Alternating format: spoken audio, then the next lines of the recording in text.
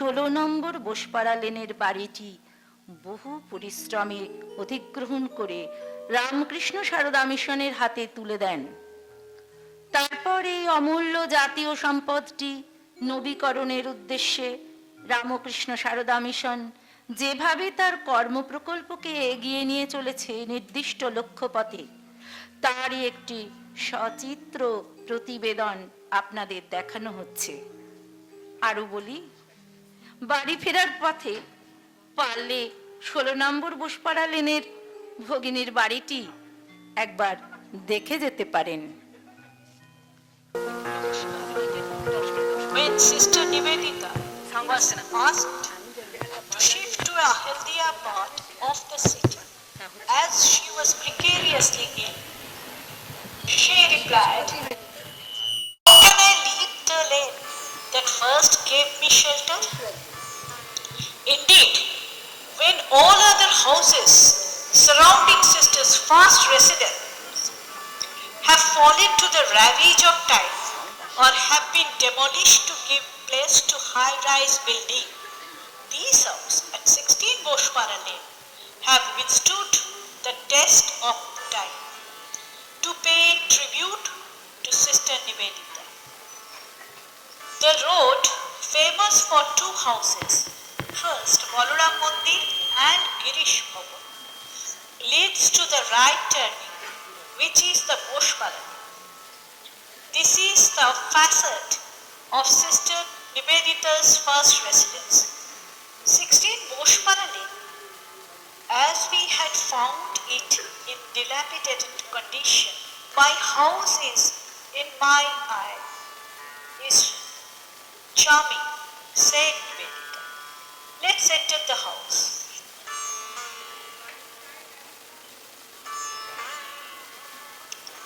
This is the faint courtyard and the Thakurdalan, and this photograph of Swami Vivekananda, Swami Turiyananda, Swami Brahmananda, and the brother disciples bear witness that it had been taken here. This is how it was before it was deplastered. Photograph of Sister along with the ladies of our neighborhood, her students of all ages, can be seen taken here. During the time of plague, Swami Sadanandaji's photo was taken here. The second courtyard leads to staircase that leads to her living room in the first floor, and the next flight of the steps. Sister used to climb the roof, as can be seen in these old photographs. A glimpse of 17 Boshpara Lane can be seen in these photographs as well. This is the site of 17 Boshpara Lane that bore witness to the presence of many stalwarts, both foreigner and Indian. Sri Sri Ma had been here on innumerable occasions. Swamiji had been here even a few days before his passing away. The ailing Gopal Ma had been tended lovingly by Sister here in this house. It was the very same staunch orthodox Gopal Ma who first introduced Margaret Noble to the neighborhood of these lands. Luminaries of the times, Rabindranath Tagore, Jagadish Chandra Bose, Nandalal Bose, Aurobindo Ghosh, scientists, artists, freedom fighters had all come here. It is believed that Mahatma Gandhi had also been here. True, the old building is no more, but the energy and vitality of their presence can be still sensed. The corner plot was actually the Kathal Bagan, west of which was house number 16 and on the east was house number 17. Sister had woven her dreams of building a school amidst tall trees in this garden so that her students from orthodox families find it easy to learn and play in pleasant environment. This entire block of 2 houses and the garden is resonant with the dreams, thoughts and ideas of sister which the city has lost. Her dreams can be brought into fulfillment only if we come together and rise to the occasion and bestow what she had wanted the house to stand for. Let the 158th year of us be a true celebration of her presence here. In Boshpara Lane, the house has stood waiting for us to do our share by restoring it as a special tribute to Sister Nivedita on her 150th year. That down the ages, it shall carry on doing what it always has done. That is to inspire and motivate. Synopsis of work in progress at 16 Boshpara Lane. Now I would like to show some photographs of the restoration work in progress in 16 Boshpara Lane. It is a very painstaking task as it demands a lot of research into the work of restoration by natural means. For example, it can be seen how lime is prepared and molasses, coir and methi are being soaked, kept on a period of time and then used as mortar to strengthen the walls. Special bricks and tiles were procured from Behrampur. The photographs show the preparation of mud for special brick and tiles.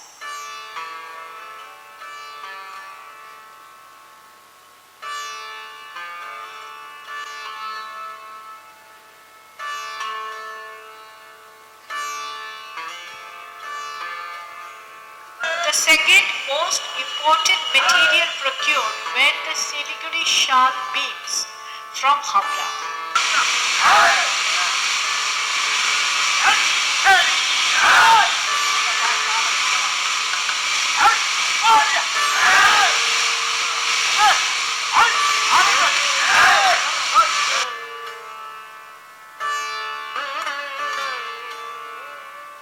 Laying of the roof is being done with much care and precision.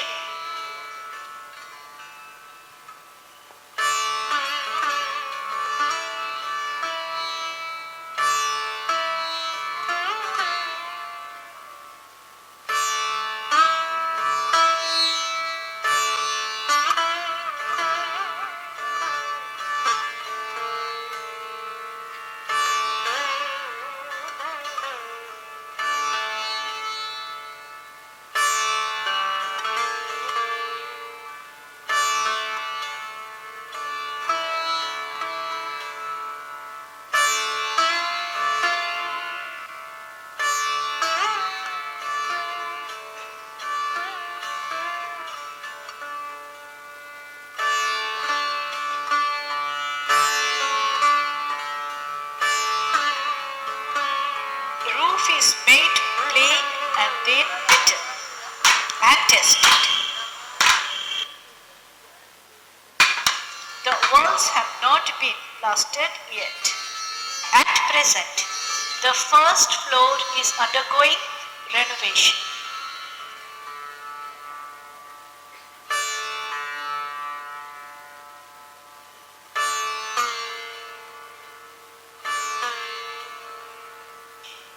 Efforts are being made to convert the house into an experiential museum. You can contribute to this project by giving innovative ideas, providing new information, giving intelligent suggestions, donating generously, donation an exempt from income tax by 80G of the IT Act.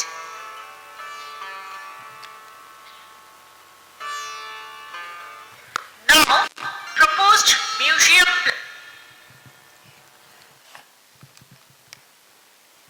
plan. Ramakrishna Sarada মিশনের সংগ্রহে আছে নিবেদিতার ব্যবহৃত কয়েকটি মূল্যবান জিনিস তাই কয়েকটি মাত্র তুলে ধরা হলো।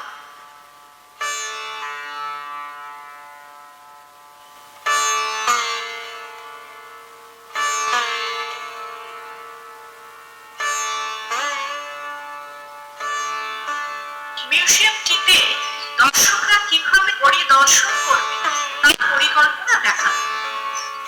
তার মধ্যে প্রথম ঘরটি ছিল নিবেদিতা স্টাডি। ওখানে দর্শকরা যা দেখবেন তার কিছু কথা শোনা। এই ঘরটিতে বসে নিবেদিতা এক মনে তার পড়াশোনা লেখালেখির কাজ করতেন। জানলা দিয়ে দেখতেন ভারতের রাজধানী কলকাতার এই জনবহুল এলাকার বাসিন্দাদের জীবনযাত্রা, আর দেখা করতেন সে সময়ের সমাজের বিশিষ্ট কবি, সাহিত্যিক, বিজ্ঞানী এবং দেশের জন্য নিবেদিত প্রাণ বিপ্লবীদের সঙ্গে। সকলেই তার কাছে এসে নিজের মাতৃভূমি ভারতবর্ষকে আরো গভীরভাবে উপলব্ধি করতেন, ফিরে যেতেন এক নতুন প্রেরণা ও উৎসাহ নিয়ে। আজ আমরা যেখানে বসে আছি সেখান থেকে দুপা হেঁটেই পৌঁছে যাব ভগিনী নিবেদিতার সেই পুরনো বাড়িতে। আজকের জন্য প্রথম ঘরটি দর্শন করার বিশেষ অনুমতি দেওয়া হয়েছে। ইচ্ছে হলে আপনারা আজ ওখানে দেখে যেতে পারেন। নমস্কার।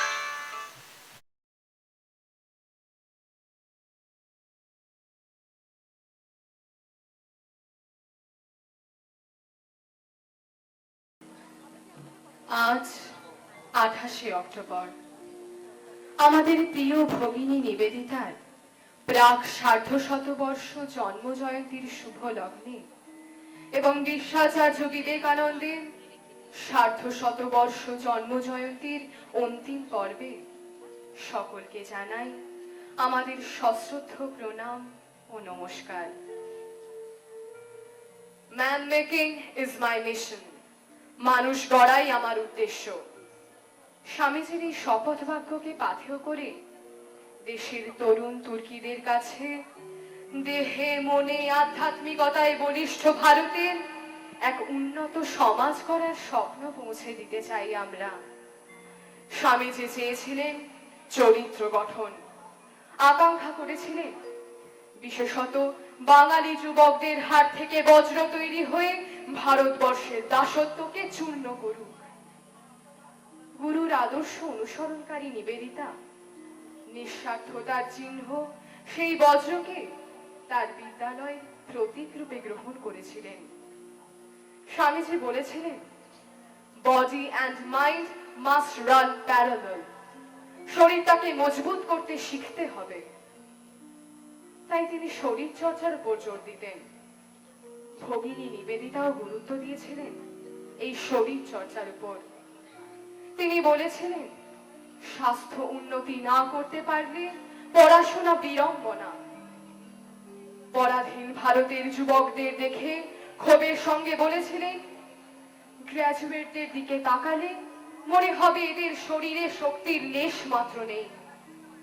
আজ দেশ চাই স্বাস্থ্যে উজ্জ্বল, পেশিবহুল এবং স্বদেশ প্রেমিক তরুণ। এরা উভয় নারী পুরুষ নির্বিশেষে এক আশিষ্ঠ, দৃঢ় ও বলিষ্ঠ যুব সমাজের স্বপ্ন দেখেছিলেন।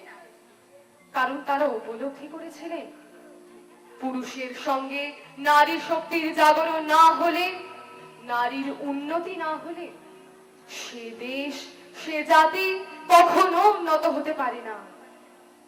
তাই স্বামী বিবেকানন্দ ও ভগিনী নিবেদিতার বলিষ্ঠ ভাবনাকে কেন্দ্র করে দক্ষিণেশ্বরে নিবেদিতা যোগ সেন্টারের ছাত্রীরা নিবেদিতা বিদ্যালয়ের ছাত্রীদের সঙ্গীত সহায়তায় যোগাসন ও নৃত্যের মাধ্যমে নিবেদন করছে, তেজো আসি তেজোময়ী ধেহি।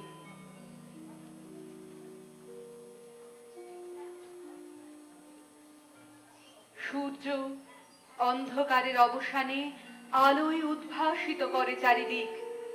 অজ্ঞানতার অপসারণে জ্ঞানের প্রভায় আলোকিত করে মন। হৃদয়ের সমস্ত কালিমা অপনোদনে পবিত্র করে অন্তর।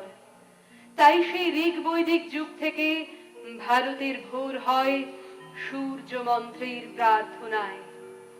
সূর্য বন্দনার একটি তাৎপর্য ভারতবাসীর জীবনে আছে।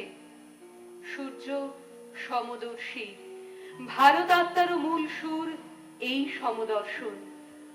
বৈচিত্র্যের লীলাভূমি ভারত সমস্ত বিভেদ বৈচিত্র্যকে উপেক্ষা করে আপন করে সমভাবে গ্রহণ করাই হলো ভারতীয় আদর্শ। ভারতবর্ষের এই আদর্শই ধ্বনিত হয় সূর্য বন্দনায়।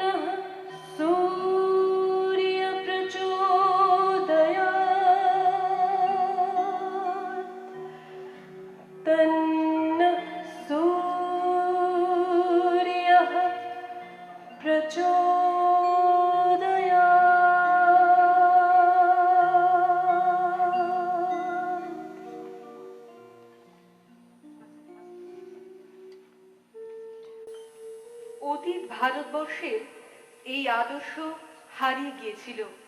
মধ্যযুগের অন্ধ কুসংস্কার, জাতিভেদ, বর্ণভেদের নাগপাশে বাঁধা পড়ে ভারতবর্ষ হারিয়ে ফেলেছিল তার অতীত ঐতিহ্য, গৌরব ও আদর্শ। ভারতের অবনতির মূল কারণ সম্বন্ধে স্বামীজি বলেছেন, ভারতের পতন ও অবনতির এক প্রধান কারণ এই জাতির চারদিকে আচারের বেড়া দেওয়া। অপরকে ঘৃণা করিতে থাকিলে কেহই নিজে অবনত না হইয়া থাকিতে পারে না। কোন ব্যক্তি, কোন জাতি অপরকে ঘৃণা করিলে জীবিত থাকিতে পারে না। যখনই ভারতবাসী ম্লেচ্ছ শব্দটি আবিষ্কার করিল এবং অপর জাতির সহিত সর্ববিধ সংস্রব পরিত্যাগ করিল, তখনই ভারতের অদৃষ্টে ঘোর সর্বনাশের সূত্রপাত হইল।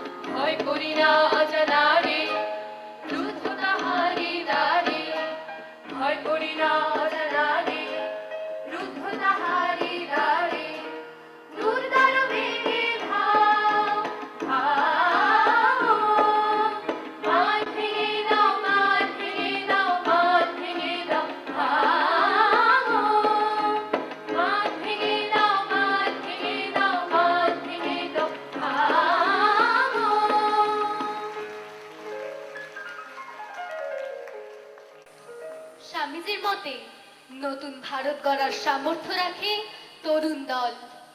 তাদের উপরই তার আস্থা।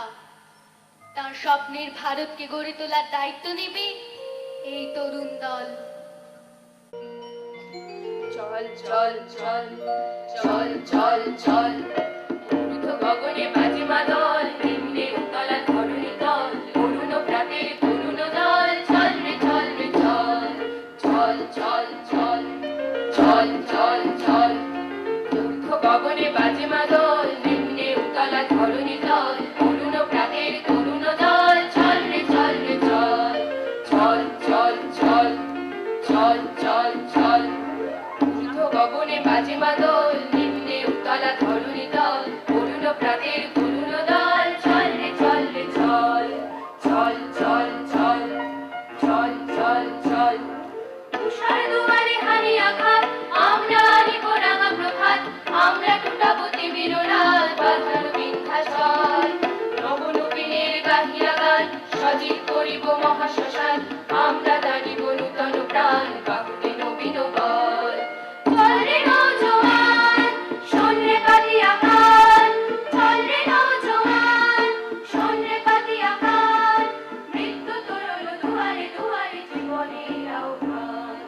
ভাঙরে ভাঙা গোল, চল রে চল, ভাঙরে ভাঙা গোল, চল রে চল, চল চল চল চল চল চল ঊর্ধ্ব গগনে বাজে মাদল, নিম্নে উতলা ধরণী দল, অরুণ প্রাতের তরুণ দল। চল রে চল চল চল চল চল চল চল চল চল চল চল চল। পরাধীনতাই ভারতবর্ষের দুর্দশার অন্যতম কারণ। স্বামীজি তা উপলব্ধি করেছিলেন। দেশকে স্বাধীন করার জন্য চাই নিবেদিত প্রাণ যুবক দল। মাতৃমন্ত্রে দীক্ষিত এই যুবক দল মাতৃভূমি শৃঙ্খল মোচনের জন্য জীবন উৎসর্গ করতেও দ্বিধা করবে না। এইভাবে তাদের মধ্যে সঞ্চার করতে চেয়েছিলেন স্বামীজি। তিনি তাদের দেশের কাজে আত্মদানে উদ্বুদ্ধ করার জন্য আহ্বান করলেন।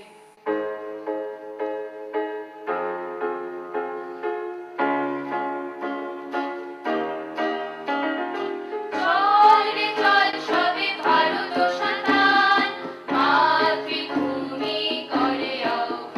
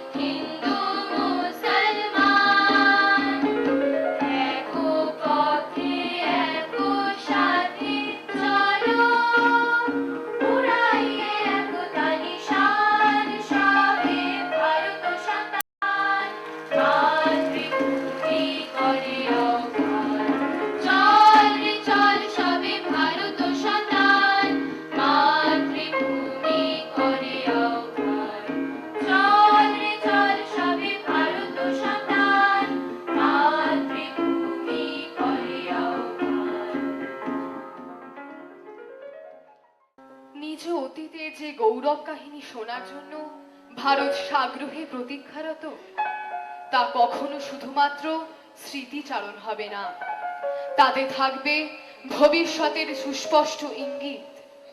সেই ইতিহাস কেবলমাত্র বলবে না স্মরণ রেখো, সেই সঙ্গে ভবিষ্যতে কি হবে এখনই সিদ্ধান্ত গ্রহণ করো, এই মৃদু গুঞ্জনও তাতে থাকবে। সেই ইতিহাস কেবলমাত্র সমালোচনামূলক হবে না, হবে উদ্দীপনাপূর্ণ, গরিমময় এবং গঠনমূলক।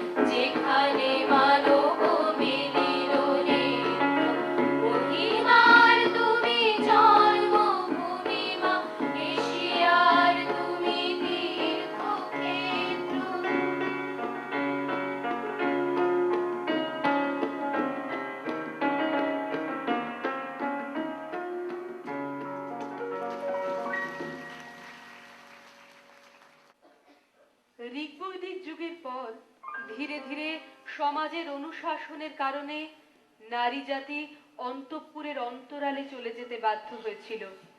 স্বামীজির মতে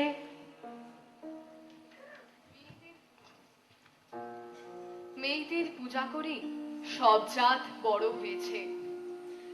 যে দেশ যে জাতে মেয়েদের পূজা নেই, সেই দেশ সেই জাত কখনো বড় হতে পারেনি, কস্মিন কালেও পারবে না। তোদের জাতের যে এত অধঃপতন ঘটেছে, তার প্রধান কারণ এইসব শক্তি মূর্তির অবমাননা করা।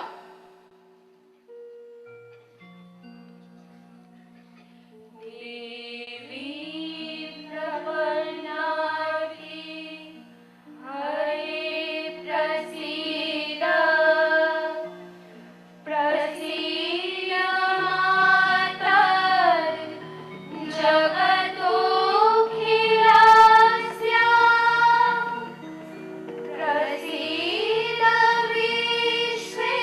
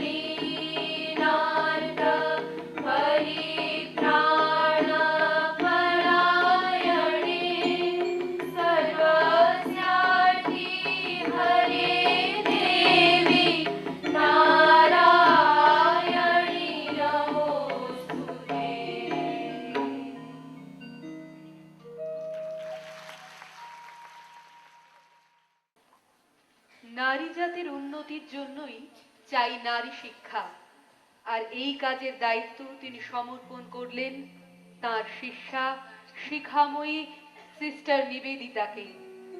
ভারতীয় চিরাচরিত আদর্শকে অনুসরণ করেই হবে এই নারী জাগরণ। এই প্রসঙ্গে স্বামীজির বক্তব্য, শক্তি বিনা জগতের উদ্ধার হইবে না। আমাদের দেশ সকলের অধম কেন, শক্তিহীন কেন? শক্তির অবমাননা সেখানে বলে। জগতের কল্যাণ স্ত্রী জাতির অভ্যুদয় না হইলে সম্ভাবনা নাই। এক পক্ষে পক্ষীর উত্থান সম্ভব নহে।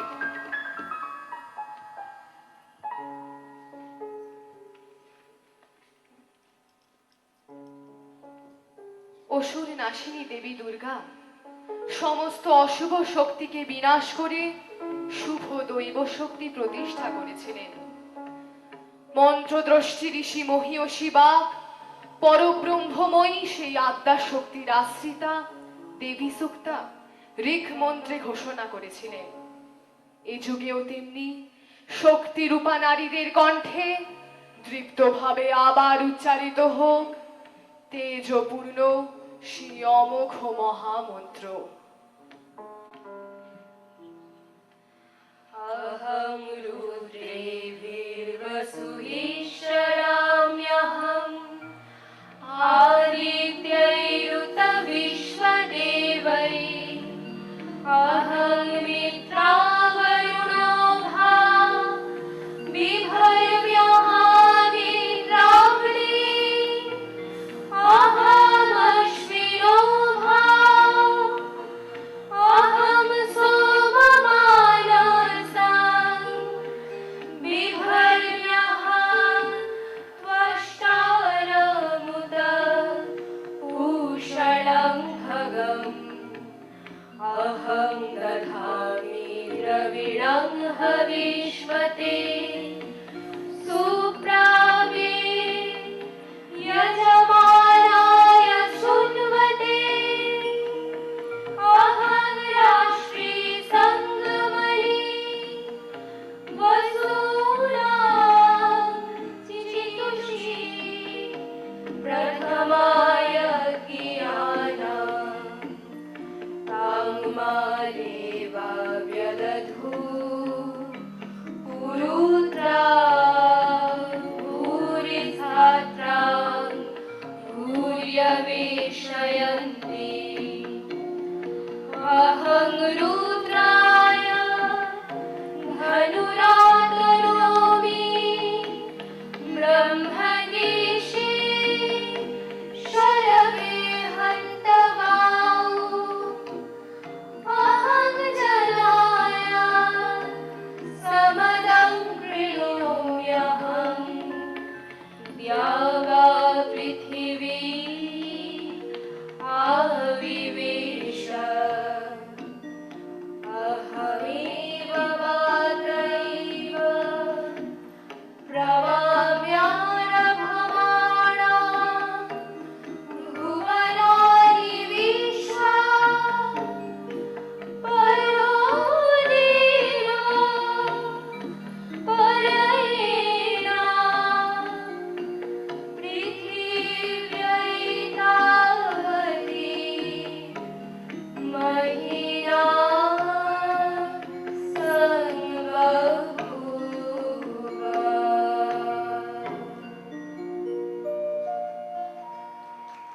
देव्या उद्भूता शक्ति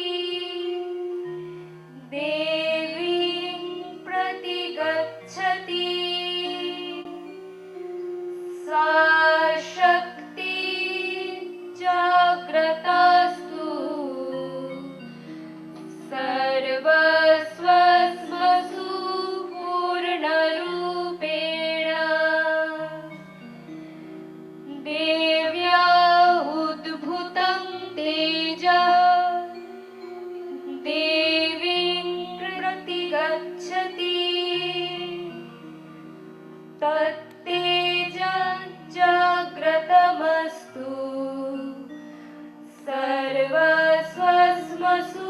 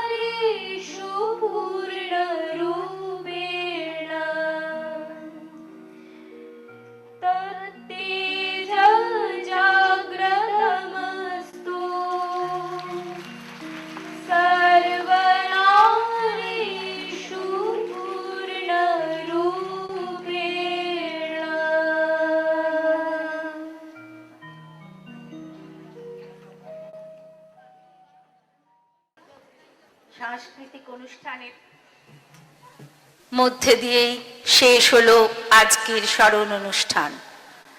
বিদেশিনী মার্গারেট স্বামীজির সংস্পর্শে এসে ভারতবর্ষে এলেন, ভারতবাসীকে ভালোবেসে হয়ে উঠলেন ভারতীয় নারী। নাম হলো ভগিনী নিবেদিতা। আমাদের কন্যাদের কাছে আজকের দিনে আশা করি তোমরা যেন ভারতবর্ষে জন্মে বড় হয়ে অতি আধুনিকা বিদেশিনী না হয়ে যাও। তোমাদের আচার ব্যবহারে, পোশাকে, চলনে বলনে যেন প্রতিফলিত হয় ভারতীয়ত্বের মহিমা। আমরা শিক্ষিকারা এই আশা রাখি আমাদের কন্যারাই যেন হয় ভারতীয় ঐতিহ্যের ধারক বাহক। নমস্কার।